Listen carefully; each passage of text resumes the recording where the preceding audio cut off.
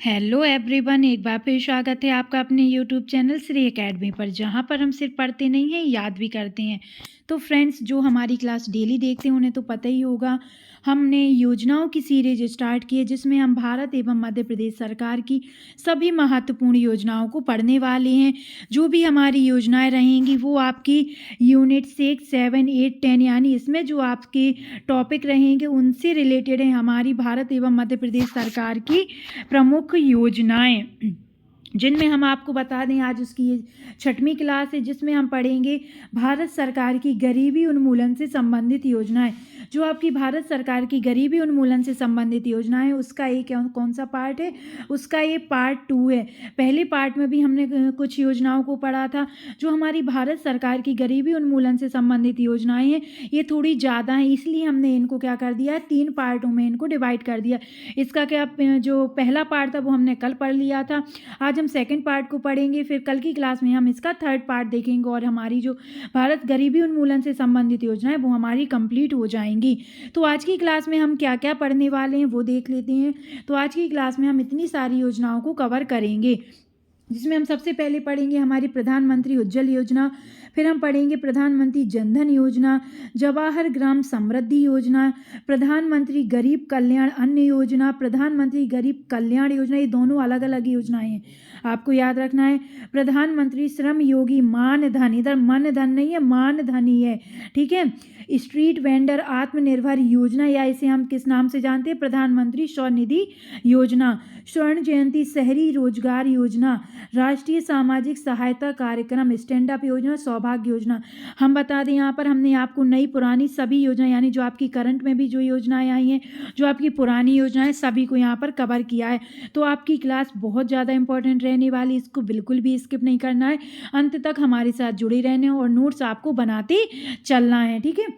हम डिटेल के साथ इसको पढ़ेंगे।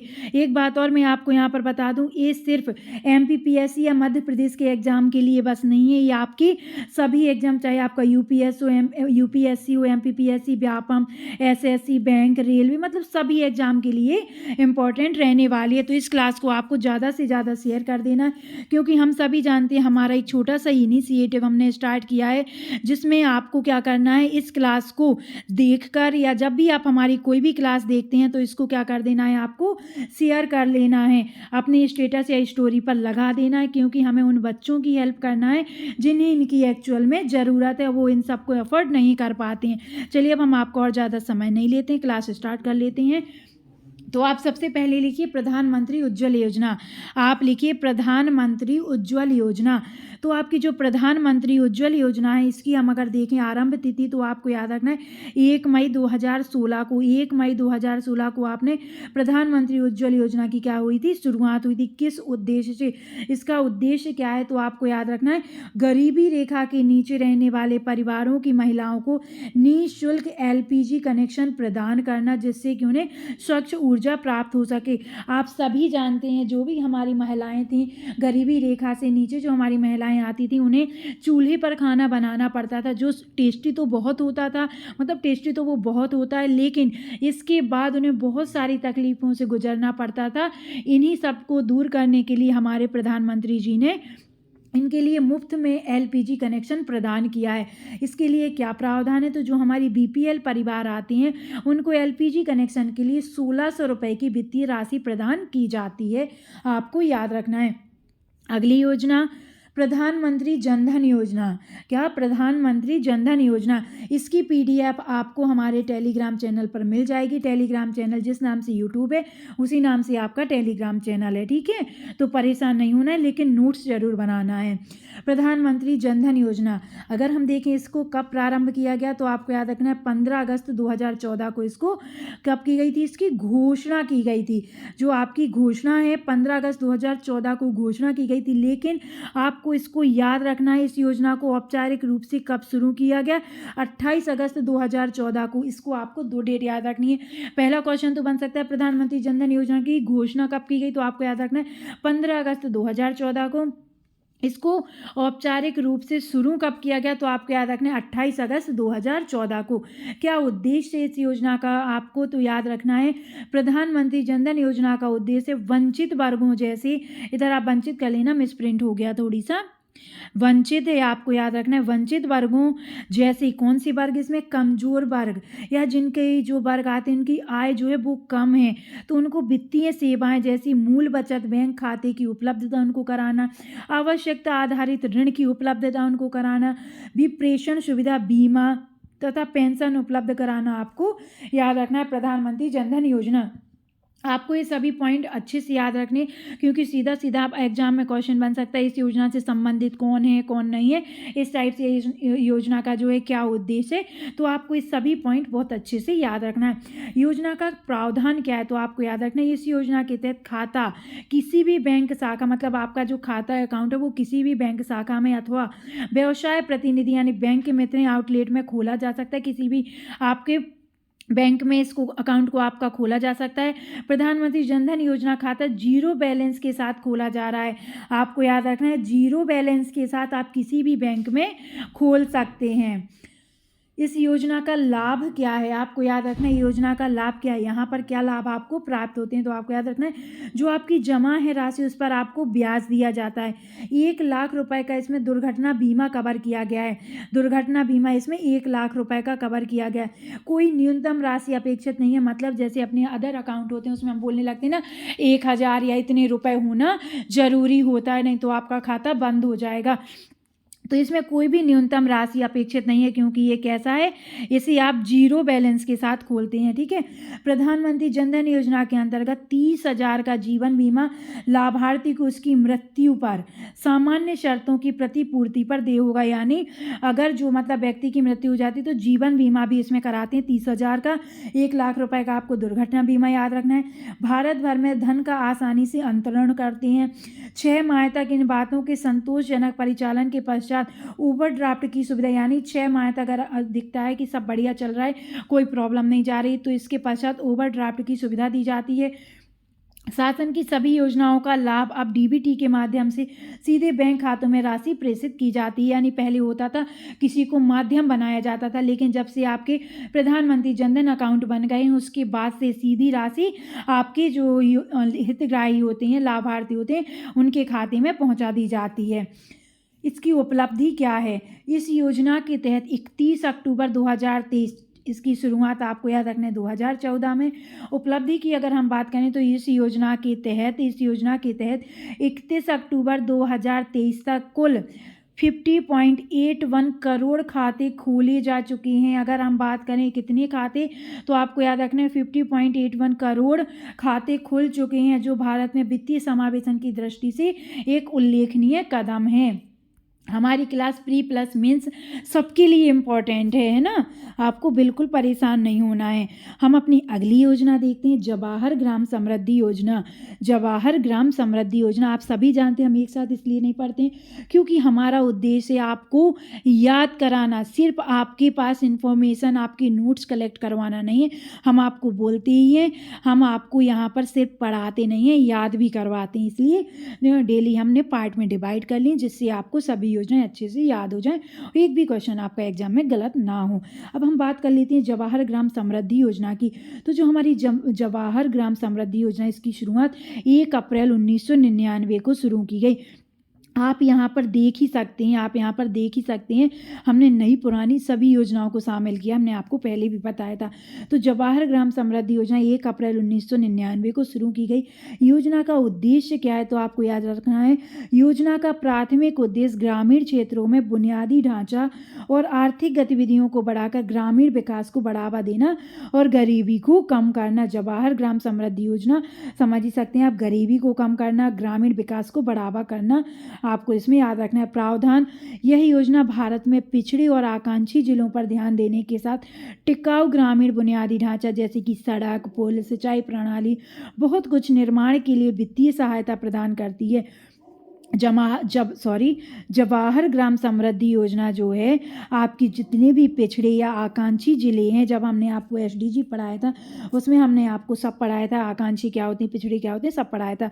तो इन सभी को ये ध्यान में रखते हुए इन्होंने टिकाऊ ग्रामीण बुनियादी ढांचे, आप इसे स्थिर भी कर सकते हैं, जैसे सड़क, पुल, सिंचाई प्रणाली और बहुत सारी चीज़ों के निर्माण के लिए वित्तीय सहायता प्रदान करती है।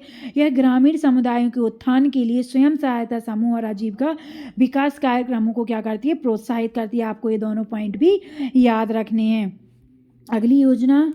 अगली योजना सांसद आदर्श ग्राम योजना, इससे तो सभी परिचित होंगे। आइए हम इसके बारे में देख लेते हैं।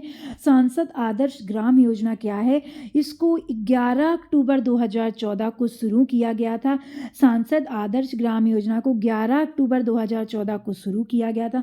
उद्देश्य क्या है? तो योजना का प्राथमिक उद्देश्य ग्रामीण क्षेत्रों में जीवन की गुणवत्ता को बढ़ाने पर जोर देने के साथ समग्र और एकीकृत विकास, इधर आप विकास कर लेना, पर ध्यान केंद्रित करके पूरे भारत में मॉडल गांव यानी आदर्श ग्राम विकसित करना है। आपको याद रखना, थोड़ी बहुत मिसप्रिंट हो जाती क्योंकि मेरे पास टाइम बहुत कम होता है और आप लोगों के लिए डेली पीडीएफ बनाना फिर क्लास लेना थोड़ी इसलिए मिसप्रिंट हो जाती है। आप परेशान ना हुआ करिए, ठीक है।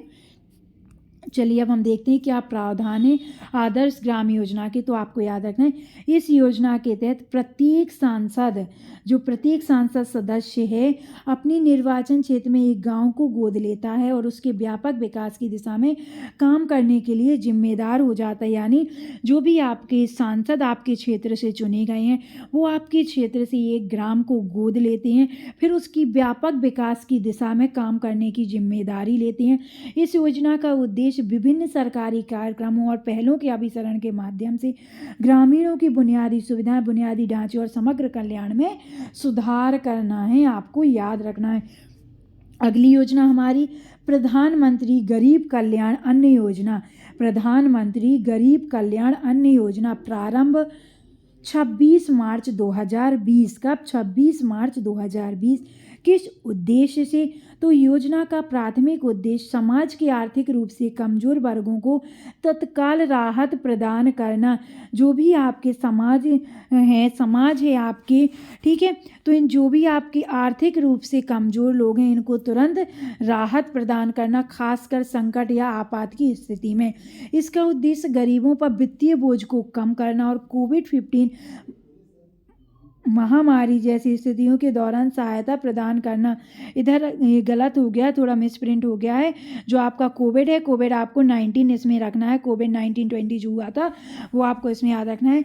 जैसी स्थितियों के दौरान सहायता प्रदान करना, तभी आपकी उसी समय पर ये आई थी प्रधानमंत्री गरीब कल्याण योजना, ठीक है। इसके लिए प्रावधान क्या है? तो आपको याद रखना है इस योजना में विभिन्न प्रावधान शामिल हैं, जैसे कि जो भी आप इस योजना के अंतर्गत पात्र लाभार्थी रहते हैं इनको निःशुल्क खाद्यान्न का वितरण करना, यानी फ्री में इनको खाद्यान्न देना। महिलाएं और वरिष्ठ नागरिक इनको सीधे नगद हस्तांतरण, हमने आपको बताया था जब से आपके प्रधानमंत्री जन धन अकाउंट खुल चुके हैं तब से सीधे हितग्राही के में राशि जाती है ना, अकाउंट में राशि जाती है।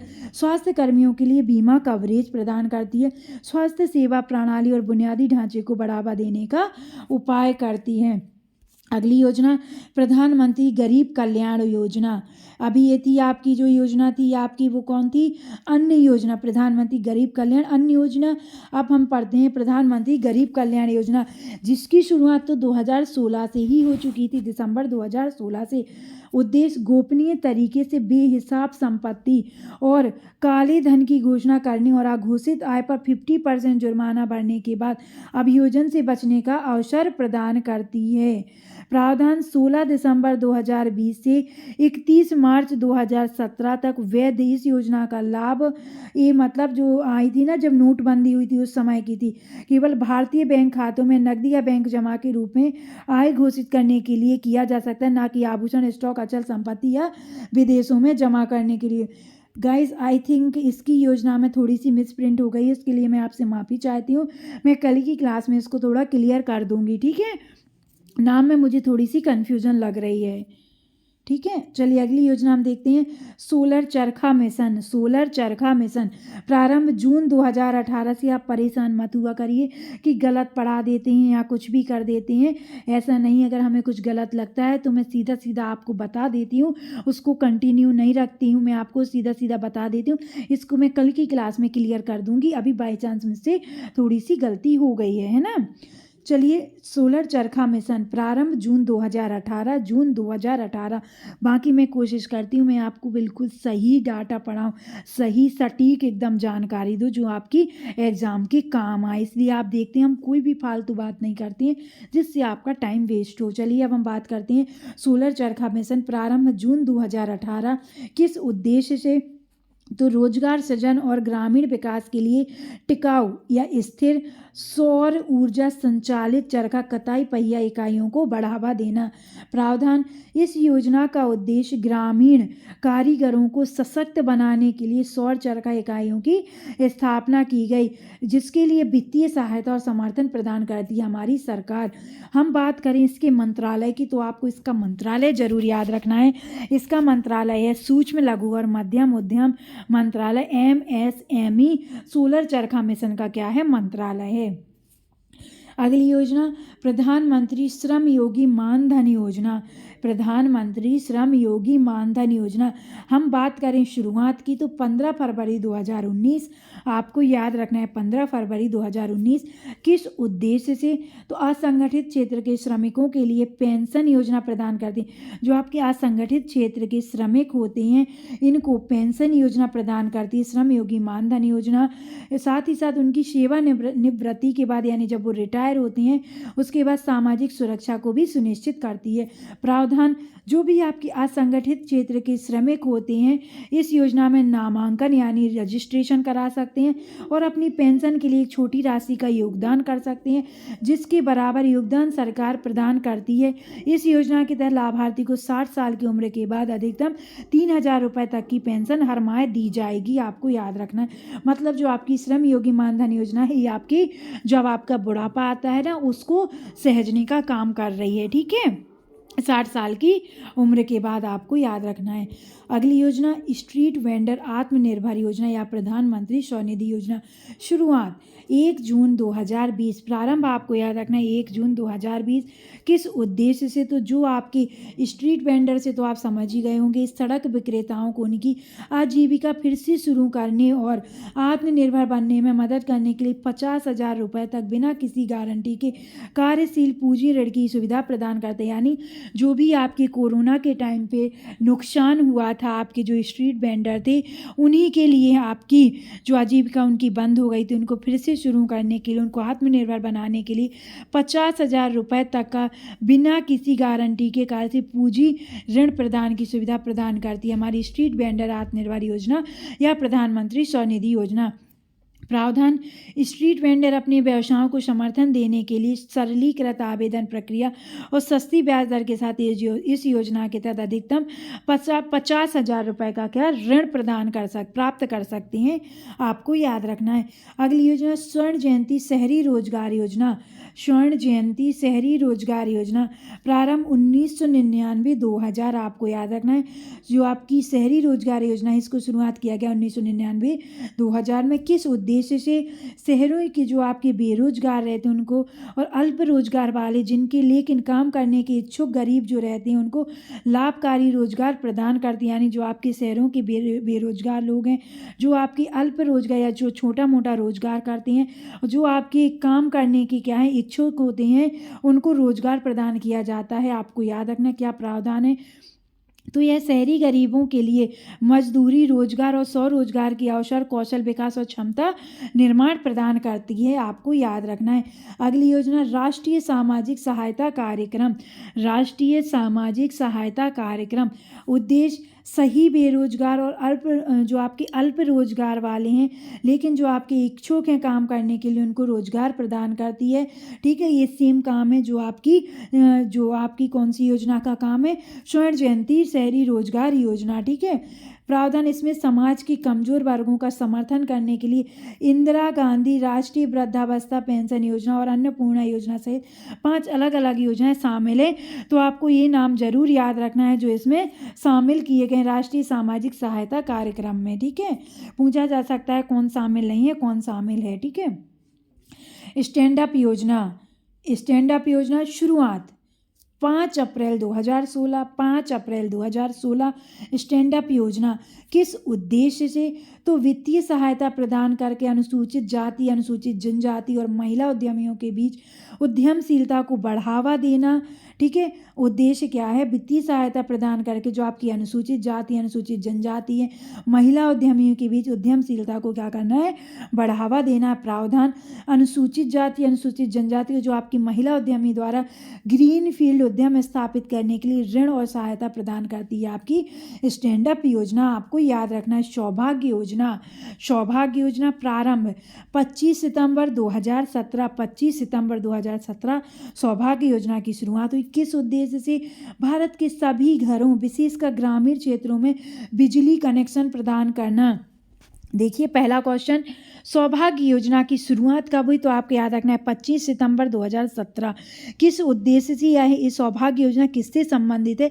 तो भारत के सभी घर विशेष करके ग्रामीण क्षेत्रों में बिजली कनेक्शन प्रदान करना। आप यकीन नहीं मानेंगे, आज़ादी के 75 वर्ष भी पूरे हो चुके हैं, लेकिन 75 वर्ष पूरे होने के बावजूद भी आज भी हमारे गांव में मतलब इस योजना को शुरू करने से पहले हमारे भारत देश की ऐसे कई गांव थे जहां पर अभी तक यानी आज़ादी के 75 साल तक बिजली नहीं पहुंची थी। आप यकीन नहीं कर सकते। आप सोचिए अगर हमारे यहाँ बिजली 1 घंटे को भी चली जाती है तो हम ऐसे बेताब हो जाते हैं जैसे 24 घंटों से बिजली नहीं रही। लेकिन हमारे जो ऐसे पिछड़े गाँव थे जहाँ पर बिजली नहीं पहुँची थी आज़ादी के 75 साल होने के बाद भी, तो इस योजना का यही उद्देश्य था। विशेषकर इन्होंने ग्रामीण क्षेत्रों में क्या किए? बिजली कनेक्शन प्रदान किए, वहाँ पर बिजली पहुँचाई। प्रावधान क्या है इस योजना का? तो जो बीपीएल परिवार हैं इनको मुफ्त कनेक्शन दिए गए, यानी जो हमारे बीपीएल यानी गरीब रेखा के नीचे जो हमारे परिवार आते थे इनको मुफ्त कनेक्शन प्रदान किए गए। अन्य को सब्सिडी वाले कनेक्शन के माध्यम से सार्वभौमिक विद्युतीकरण प्रदान किया। देखिए जो आपके बीपीएल परिवार के सदस्य थे इनको तो बिल्कुल मुफ्त कनेक्शन दिया, लेकिन जो आपके भी इसमें नहीं आते बीपीएल धारक जो आपके नहीं थे हितग्राही, इनको सब्सिडी दी गई और उनको क्या किया गया? जो बिजली है वो कनेक्शन इनको वहाँ पर प्रदान किया गया। तो ये बहुत अच्छी पहल थी हमारी सरकार के द्वारा, और मतलब हर घर में इन्होंने इस योजना से क्या कर दिया? उजाला कर दिया। सॉरी। तो फ्रेंड्स ये थी हमारी आज की क्लास जिसमें हमने प्रधानमंत्री उज्ज्वल योजना, जनधन योजना, जवाहर ग्राम समृद्धि योजना, प्रधानमंत्री गरीब कल्याण अन्न योजना, प्रधानमंत्री गरीब कल्याण योजना, प्रधानमंत्री श्रम योगी मानधन योजना, स्ट्रीट वेंडर आत्मनिर्भर योजना, स्वर्ण जयंती शहरी रोजगार योजना, राष्ट्रीय सामाजिक सहायता कार्यक्रम, स्टैंड अप योजना और सौभाग्य योजना को बहुत अच्छे से कवर कर लिया है। हमने देखा इसमें कब प्रारंभ की गई, इसका उद्देश्य क्या है, मंत्रालय इससे रिलेटेड कौन है, साथ ही साथ क्या प्रावधान रखे गए हैं।